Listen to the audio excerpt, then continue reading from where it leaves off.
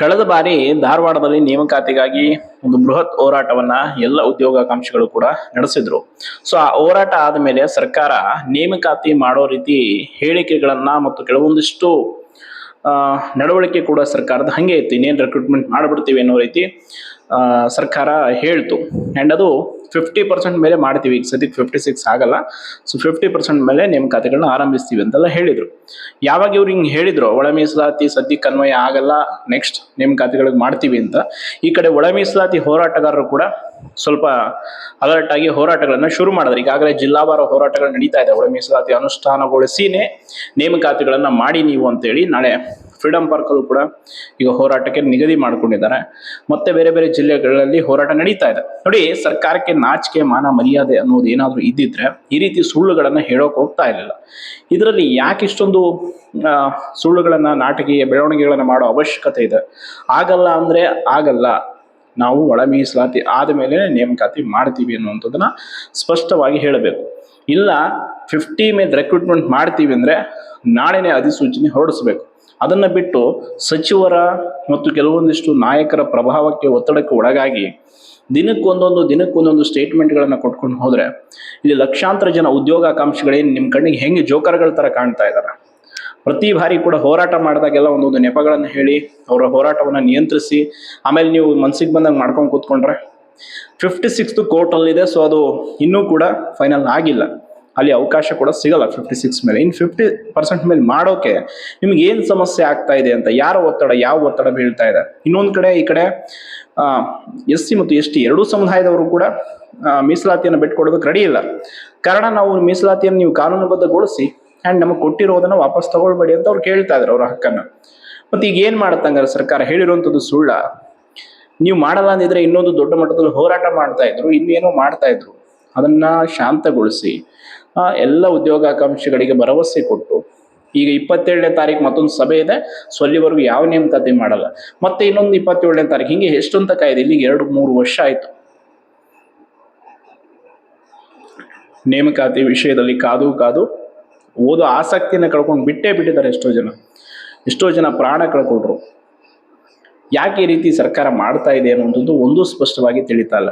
ನೋಡಿ, 27ನೇ ತಾರೀಕುವರೆಗೂ ಕಾಯ್ತೀವಿ, ಅದಾದ್ಮೇಲೂ ಕೂಡ ನೀವು ಏನು ನೇಮಕಾತಿ ವಿಷಯದಲ್ಲಿ ಸರಿಯಾದ ನಿರ್ಧಾರ ಇಲ್ಲ ಅಂದ್ರೆ ಮತ್ತೊಂದು ಹೋರಾಟ ಮಾಡಲೇಬೇಕಾಗತ್ತೆ. ನೋಡಿ, ಇಲ್ಲಿ ಒಂದು ವಿಷಯ ಸ್ಪಷ್ಟವಾಗಿ ಹೇಳ್ತೀನಿ, ಸಮುದಾಯಗಳನ್ನು ಎತ್ತಿ ಕಟ್ಟುವಂತ ಕೆಲಸ ಆಗ್ತಾ ಇದೆ. ಈಗ ಒಂದು ಒಳ ಮೀಸಲಾತಿ ಜಾರಿ ಅನ್ನುವಂಥದ್ದು ಆ ಸಮುದಾಯದ ಹೋರಾಟ, 30 ವರ್ಷಗಳ ಅವಿರತ ಹೋರಾಟಕ್ಕೆ ಅವ್ರಿಗೊಂದು ಬೆಲೆ ಸಿಕ್ಕಿದೆ. ಸೊ ಅವ್ರು ಮಾಡ್ತಾರೆ. ಅದನ್ನ ಸರಿಯಾದ ರೀತಿ ಅನುಷ್ಠಾನ ಮಾಡೋದಕ್ಕೆ ಕೂಡ ನಿಮ್ಗೆ ಬರ್ತಿಲ್ಲ ಅಂತಂದ್ರೆ ಸರ್ಕಾರಕ್ಕೆ, ನಿಮ್ಮಲ್ಲೇ ರಾಜಕೀಯ ಮಾಡ್ತಾ ಇದ್ದಾರೆ ನಾಯಕರು. ಸ್ವತಃ ನಿಮ್ಮ ಸಚಿವರುಗಳಿಗೇನೆ ಎಷ್ಟೋ ಜನಕ್ಕೆ ಆ ವಿಷಯದಲ್ಲಿ ಸಮ್ಮತಿ ಇಲ್ಲ ಅಂತಂದ್ರೆ ಮತ್ತೆ ಬೇರೆ ಸಮುದಾಯದವ್ರ ಗತಿ ಏನು? GM ಮತ್ತು OBC ಅಭ್ಯರ್ಥಿಗಳು ಏನು ಮಾಡ್ಬೇಕು ಹೇಳಿ? ಇರೋ ಏಜ್ ಲಿಮಿಟ್ ಕಮ್ಮಿ, ಮತ್ತೆ ಇರೋ ಕಾಂಪಿಟೇಷನ್ ಅವರು ಕೂಡ ಸಂಘರ್ಷ ಮಾಡಬೇಕು. ಹಾಗಾದ್ರೆ ಅವ್ರಿಗೆ ಏನ್ ಮಾಡ್ಬೇಕು? ಬೇರೆ ಎಲ್ಲಾ ವಿಷಯಗಳಲ್ಲೂ ಕೂಡ ನೀವು ಸರಿಯಾಗಿ ನಿರ್ಧಾರ ತೆಗೆದುಕೊಳ್ತೀರಿ ಅಂತ ಪಾಪ ತಾಳ್ಮೆಯಿಂದ ಕಾಯ್ತಾ ಇದ್ದಾರೆ. ಇವತ್ತಿಗೂ ಕೂಡ ಯಾರೊಬ್ಬರು ಕೂಡ ಯಾವ ವಿಷಯದಲ್ಲೂ ಕೂಡ ವಿರೋಧ ಮಾಡಿಲ್ಲ ಸರ್ಕಾರಕ್ಕೆ, ಯಾಕೆ ನೀವು ಹಿಂಗೆ ಮಾಡ್ತಾ ಇದ್ದೀರಾ ಅಂತ. ನೇಮಕಾತಿ ಮಾಡಿ ಅನ್ನುವಂಥದ್ದೊಂದನ್ನು ಬಿಟ್ರೆ ಯಾವ ಸಮುದಾಯದ ಮೇಲೂ ಕೂಡ ಇಲ್ಲ ಸಲ್ಲದ ಸ್ಟೇಟ್ಮೆಂಟ್ಗಳು ಕೂಡ ಇಲ್ಲ. ಅಂಥದ್ರಲ್ಲಿ ಸರ್ಕಾರ ಮಾಡ್ತಾ ಇರೋ ಕೆಲಸದಿಂದ ಏನು ಆಗ್ತಾ ಇದೆ, ಈಗ ಯಾವ ರೀತಿ ಬೆಳವಣಿಗೆಗಳು ನಡೀತಾ ಇದೆ ಅನ್ನುವಂಥದ್ದು ನೋಡ್ಬೇಕು. ನೋಡಿ, 27ನೇ ತಾರೀಕು ಒಂದು ಸಭೆಯನ್ನ ಮಾಡ್ತೀವಿ. ಸೊ ಆ ಸಭೆಯಲ್ಲಿ ಒಳ ಮೀಸಲಾತಿ ಅನ್ವಯಿಸಿ ಮಾಡ್ಬೇಕಾ ಇಲ್ವಾ ಅನ್ನುವಂಥ ನಿರ್ಧಾರ ತೆಗೆದುಕೊಳ್ತೀವಿ ಅನ್ನೋಂಥದ್ದು ಮೊನ್ನೆ ಸಚಿವರಾದಂಥ ಮುನಿಯಪ್ಪ ಅವರು ಹೇಳಿದ್ದಾರೆ. ನೀವು ಅವತ್ತು ಏನ್ ನಿರ್ಧಾರ ತೆಗೆದುಕೊಳ್ತೀರೋ ಬಿಡ್ತೀರೋ ಗೊತ್ತಿಲ್ಲ, ಅದಾದ್ಮೇಲೆ ಅಂತೂ ಮತ್ತೊಂದು ದೊಡ್ಡ ಮಟ್ಟದ ರಾಜ್ಯಾದ್ಯಂತ ಹೋರಾಟಗಳು ಶುರುವಾಗುತ್ತೆ. ಯಾಕೆ ಅಂತಂದ್ರೆ ಒಂದು ತಾಳ್ಮೆಗೂ ಕೂಡ ಪ್ರತಿಯೊಂದಕ್ಕೂ ಕೂಡ ಒಂದು ಮಿತಿ ಅನ್ನೋದಿರುತ್ತೆ. ಬರೀ ಸುಳ್ಳನ್ನು ಹೇಳ್ಕೊಂಡು ಗೃಹ ಸಚಿವರು ಮಾತೆತ್ತಿದ್ರೆ ಪೊಲೀಸ್ ನೇಮಕಾತಿ ಮಾಡ್ತೀವಿ, 8,000 ಮಾಡ್ತೀವಿ, 10,000 ಮಾಡ್ತೀವಿ, ಒಂದು ನೋಟಿಫಿಕೇಶನ್ ಬಿಡೋ ಅಟ್ಲೀಸ್ಟ್ ಸೂಚನೆ ಆದ್ರೂ ಇದೆಯಾ ನಿಮ್ಮ ಹತ್ರ? ರೆಡಿ ಮಾಡ್ಕೊಂಡಿದ್ದೀರಾ? ಈಗ 50% ಮೇಲೆ ಮಾಡ್ತೀವಂದ್ರೂ ಕೂಡ ST ಮತ್ತು SC ಸಮುದಾಯದವ್ರು ನಾವು ನಾಳೆ ಕೋರ್ಟ್ಗೆ ಹೋಗ್ತೀವಿ, ನಮಗೆ ಕೊಟ್ಟಿರೋ ಮೀಸಲಾತಿ ಅನುಸಾರ ಯಾಕೆ ನೀವು ಅನ್ಯಾಯ ಮಾಡ್ತಾ ಇದ್ದೀರಿ ಅಂತ ಅವರು ಕೇಳ್ತಾರೆ. ಮತ್ತೆ ಏನ್ ಮಾಡ್ತೀರಾ ಈಗ? ಅದನ್ನ ಸ್ಪಷ್ಟವಾಗಿ ಹೇಳಬೇಕು. ಬರೀ 50% ಮೇಲೆ ಮಾಡ್ತೀವಿ ಅಂತ ಮಾಧ್ಯಮದವ್ರಿಗೆ ಸ್ಟೇಟ್ಮೆಂಟ್ ಕೊಡಿಸಿ ಈ ಕಡೆ ಎಲ್ಲವೂ ಕೂಡ ಪ್ರಚಾರ ಮಾಡಿ ಎಲ್ಲರೂ ಸೈಲೆಂಟ್ ಆದಮೇಲೆ ಮತ್ತೆ ನೀವು ಅದೇ ಹಳೆಯ ಚಾಳಿಯನ್ನು ಮುಂದುವರಿಸಿದ್ರೆ ಎಷ್ಟು ಕಷ್ಟ ಆಗ್ತಾ ಇದೆ. ಇಲ್ಲಿ ಪ್ರತಿದಿನ ಎಷ್ಟು ಅಭ್ಯರ್ಥಿಗಳು ನೋವನ್ನು ಅನುಭವಿಸ್ತಾ ಇದ್ದಾರೆ, ಎಷ್ಟೋ ಜನರ ಏಜ್ ಲಿಮಿಟ್ಗಳು ಕ್ರಾಸ್ ಆಗಿ ಹೋಗ್ತಾ ಇದ್ದಾರೆ. ಪೊಲೀಸ್ ಆಗಬೇಕು, ಏನೋ ಸೇವೆ ಮಾಡ್ಬೇಕಂತ ಕನಸು ಕಾಣ್ತಾ ಇರೋವಂಥವ್ರ ಪಾಡು ನಿಜಕ್ಕೂ ಕೂಡ ಹೇಳ್ತಿರೋದಾಗಿದೆ. ಸೊ ಅದಕ್ಕೆ ನೋಡಿ, ಸರ್ಕಾರ ಮೊದಲನೇದಾಗಿ ಅವತ್ತು ಹೇಳಿದಾಗ ಎಷ್ಟೋ ಜನ ಅಭ್ಯರ್ಥಿಗಳನ್ನ ನಂಬಿಲ್ಲ, ಇವತ್ತು ಸ್ಟಿಲ್ ಬಿಲೀವ್ ಮಾಡ್ತಾ ಇಲ್ಲ. ಯಾವುದೂ ಮಾಡಲ್ಲ ಅವ್ರು 50% ಸುಮ್ಮನೆ ಸ್ಟೇಟ್ಮೆಂಟ್ಗೆ ಸೀಮಿತ ಅಂತ ಹೇಳಿದ್ರು, ಹಂಗೆ ನಡ್ಕೊಳ್ತಾ ಇದ್ದೇವೆ. ಇನ್ನೊಂದು ಕಡೆ ಒಳ ಮೀಸಲಾತಿಯ ಹೋರಾಟದ ಜ್ವಾಲೆ ಕೂಡ ದಿನೇ ದಿನೇ ಜಾಸ್ತಿ ಆಗ್ತಾ ಇದೆ. ಈಗ ಏನಾದರೂ ಕೇಳಿದ್ರೆ ಅದನ್ನ ನೆಪನ ಹೇಳ್ಬಿಡ್ತಾರೆ, ನೋಡಪ್ಪ ಒಳ ಮೀಸಲಾತಿ ವಿಷಯದಲ್ಲಿ ಹೋರಾಟ ನಡೀತಾ ಇದೆ, ಸೊ ಅವ್ರು ಅದನ್ನ ಅನ್ವಯಿಸಿನೇ ಮಾಡಿ ಅಂತಿದ್ದಾರೆ, ಮಾಡಬೇಕಾಗತ್ತೆ. ಹಂಗಂದ್ರೆ ನೀವು ಕೋರ್ಟಲ್ಲಿ ಅವಕಾಶ ಪಡಿಬೇಕಾಗತ್ತೆ. ಈಗ ಮತ್ತೆ ಏಪ್ರಿಲ್ಗೆ ವಿಚಾರಣೆ ಇದೆ, ಸೊ ಅದು ಇನ್ನು ನಡೆಯುತ್ತೋ, ನೀವು ಅಟೆಂಡ್ ಆಗ್ತಿರೋ ಇಲ್ವೋ. ಇಲ್ಲಿಗೆ ಬರೋಬ್ಬರಿ 2 ವರ್ಷದಿಂದ ನೀವು ಬರೀ ಒಳ ಮೀಸಲಾತಿ ಪ್ರಯತ್ನನೇ ಮಾಡ್ತಾ ಇದ್ದೀರ.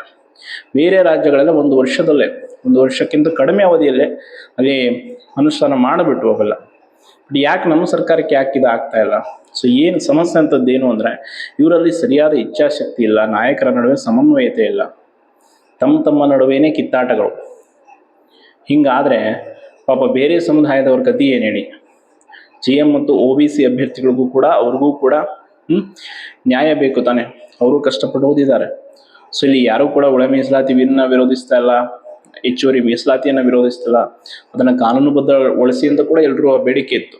ಬಟ್ ಈಗ ಸದ್ಯಕ್ಕೆ ಅದು ಪ್ರೊಸೀಜರ್ ತಡ ಆಗುತ್ತೆ ಅನ್ನೋ ಕಾರಣಕ್ಕೆ ನೀವು 50% ಮೇಲೆ ನೇಮಕಾತಿ ಮಾಡಿ ಅಂತ ಎಲ್ಲರೂ ಕೇಳಿದ್ರು. ಬಟ್ ಅದನ್ನೂ ಕೂಡ ನೀವು ಮಾಡೋಕ್ಕೆ ರೆಡಿ ಇಲ್ಲ ಅಂತಂದರೆ ಇನ್ನೇನು ಹೇಳಬೇಕು ಹೇಳಿ? ಸದ್ಯಕ್ಕಂತೂ ಸರ್ಕಾರದಿಂದ ಯಾವ ಸ್ಪಷ್ಟವಾದ ನಿರ್ಧಾರ ಕೂಡ ಇಲ್ಲ. ಸೊ ಅದಕ್ಕೆ ಏನು ಮೀಟಿಂಗ್ ಇದೆ ಅಂತ ಹೇಳಿದ್ದಾರೆ. ಸೊ ನೆಕ್ಸ್ಟು ಅದಾದಮೇಲೆ ಇವರೇನು ನಿರ್ಧಾರ ಮಾಡಿಲ್ಲ ಅಂದರೆ ಮತ್ತೆ ಇಡೀ ರಾಜ್ಯಾದ್ಯಂತ, ಬರೀ ನಾಟ್ ಓನ್ಲಿ ಧಾರವಾಡ ಬೆಂಗಳೂರಿಂತ ಸ್ಪೆಸಿಫಿಕ್ ಪ್ಲೇಸ್ ಅಲ್ಲ, ಇಡೀ ರಾಜ್ಯಾದ್ಯಂತ ಎಲ್ಲ ಉದ್ಯೋಗಾಕಾಂಕ್ಷಿಗಳು ಕೂಡ ಹೋರಾಟವನ್ನು ಮಾಡಬೇಕಾಗುತ್ತೆ. ಸೊ ಮಾಡಲೇಬೇಕು, ಇದರ ಅನಿವಾರ್ಯ ಅವಶ್ಯಕತೆ ಎರಡೂ ಇದೆ. ಇಲ್ಲ ಅಂತಂದರೆ ಇವರು ಅಷ್ಟು ಈಸಿಯಾಗಿ ಮಾತು ಕೇಳೋ ಹಾಗೆ ಕಾಣ್ತಾ ಇಲ್ಲ. ದಿನನಿತ್ಯ ಎಷ್ಟು ಕಷ್ಟ ಆಗ್ತಾ ಇದೆ ಅನ್ನೋ ಅಭ್ಯರ್ಥಿಗಳ ಪರಿಸ್ಥಿತಿ. ಖಾಲಿ ಇರೋ ಹುದ್ದೆಗಳನ್ನು ಭರ್ತಿ ಮಾಡಿ ಅಂತ ಕೇಳ್ತಾ ಇರೋದು, ಖಾಲಿನೇ ಇದ್ದಿಲ್ಲ ಅಂದರೆ ಯಾರು ಕೇಳೋಕೆ ಹೋಗ್ತಾ ಇರಲಿಲ್ಲ. ಸೊ ನೀವು ಅದನ್ನು ಭರವಸೆ ಕೊಟ್ಟಿದ್ರಿ, ಮಾತಿದ್ರೆ ಕೇಂದ್ರ ಸರ್ಕಾರನೋ ಇನ್ಯಾವುದೋ ಸರ್ಕಾರದ ಕಡೆ ಕೈ ಮಾಡಿ ತೋರಿಸುವ ನೀವು ನಿಮ್ಮ ಒಂದು ಮಾತಿಗೆ ಎಷ್ಟು ಬದ್ಧವಾಗಿದೆ ಅನ್ನೋಂಥದ್ದು ತುಂಬ ಇಂಪಾರ್ಟೆಂಟು. ಆ್ಯಂಡ್ ಎಲ್ಲ ಆಸ್ಪಿರೆಂಟ್ಸ್ಗಳಿಗೆ ನನ್ನ ಕಡೆಯಿಂದ ಒಂದು ಸಲಹೆ ಅಂತಂದರೆ, ಸರ್ಕಾರದ ಯಾವ ಒಂದು ಸ್ಟೇಟ್ಮೆಂಟ್ಗಳನ್ನು ಕೂಡ ಇನ್ಮೇಲೆ ಸೀರಿಯಸ್ ಆಗಿ ತೆಗೆದುಕೊಡೋಕ್ಕೆ ಹೋಗಬೇಡಿ. ಅವರೆಲ್ಲ ಬೋಗಸ್ ಸ್ಟೇಟ್ಮೆಂಟ್ಗಳು ಕೊಡ್ತಾ ಇರೋದು. ಅದು ಮಾಡ್ತೀವಿ, ಆ ಲೆಟರ್ಗಳನ್ನ ಹೊರಡಿಸೋದು, ಏನು ಎಷ್ಟು ಕೂಡಲೇ ಇನ್ನು 30 ದಿನದಲ್ಲಿ ನೇಮಕಾತಿ ಮಾಡುವಂತೆ ನಾವು ಕ್ರಮ ಕೈಗೊಳ್ಳಿ. ಎಲ್ಲಿ 30 ದಿನದಲ್ಲಿ ಎಲ್ಲಾಯಿತು ನೇಮಕಾತಿ? ಏನು ಅಟ್ಲೀಸ್ಟ್ ಏನೇನು ನಡೀತಾ ಇದೆ, ಏನು ತಯಾರಿ ಮಾಡಿದ್ದೀರಾ? ಇನ್ನೂ ಯಾವ ಒಂದು ಇಲಾಖೆಗಳಿಗೂ ಕೂಡ ಸರಿಯಾದ ಸೂಚನೆಗಳಿಲ್ಲ. ಹೆಂಗೆ ನೇಮಕಾತಿ ವಿಷಯದಲ್ಲಿ ಟ್ರಸ್ಟ್ ಮಾಡೋದು ನಿಮ್ಮನ್ನು? ಸೊ ಸರ್ಕಾರ ಅಂತೂ ಏನಾದರೂ ಮಾಡಲಿ, ನಾವಂತೂ ಇನ್ನೊಂದು ಹೋರಾಟಕ್ಕೆ ಅಣಿಯಾಗಬೇಕಿದೆ. ಧನ್ಯವಾದಗಳು.